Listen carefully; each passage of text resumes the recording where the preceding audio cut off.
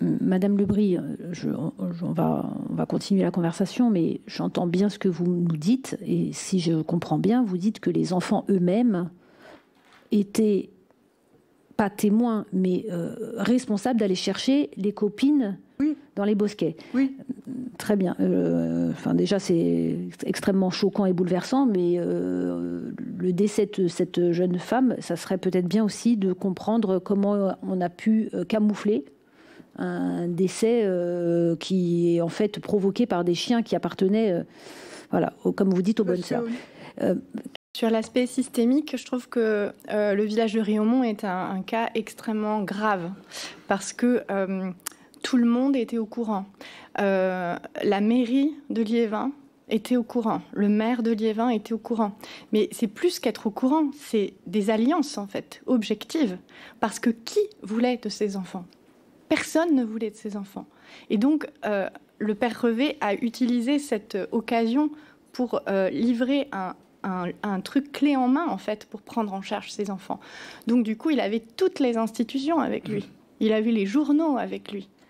Je ne sais pas combien j'ai compulsé d'articles de La Voix du Nord en faisant des papiers dithyrambiques sur Riaumont, alors que les gens voyaient passer les enfants dans des états lamentables.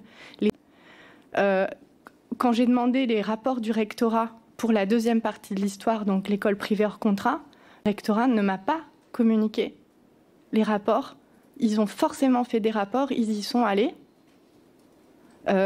Où sont ces rapports? Que disent ces rapports? Les enfants parlaient, les enfants donnaient des petits mots aux assistantes sociales. Ils leur disaient « Au secours, il y a tel prêtre qui m'a touchée. Est-ce que c'est normal? Je suis violentée. » Les assistantes sociales, elles ont fait quoi en fait? Elles n'ont rien fait en fait. Donc la chaîne, elle est immense parce que les enfants, ils ont parlé. Ils ont dit, ils ont parlé à leurs parents, ils ont parlé aux personnes à l'extérieur, la dame qui s'occupait de la piscine à Liévin, les personnes qui faisaient les enfants aller faire du sport à l'extérieur, ils le disaient. Mais pourquoi personne n'a bougé? Jamais. En fait, tout le monde était au courant et ça a été un lieu qui a été protégé jusqu'en 2019, où il a fallu une vague de 200 auditions suite à une plainte pour viol déposée en 2013 pour que le rectorat dise à Riaumont de faire partir les enfants. Enfin, je veux dire, voilà, pour moi, Riaumont, c'est vraiment, ça rassemble tout. C'est un cas d'école terrible, quoi, sur l'institutionnalisation de ce lieu. Merci, Madame Delaporte. Monsieur Parent, vous vouliez prendre la parole?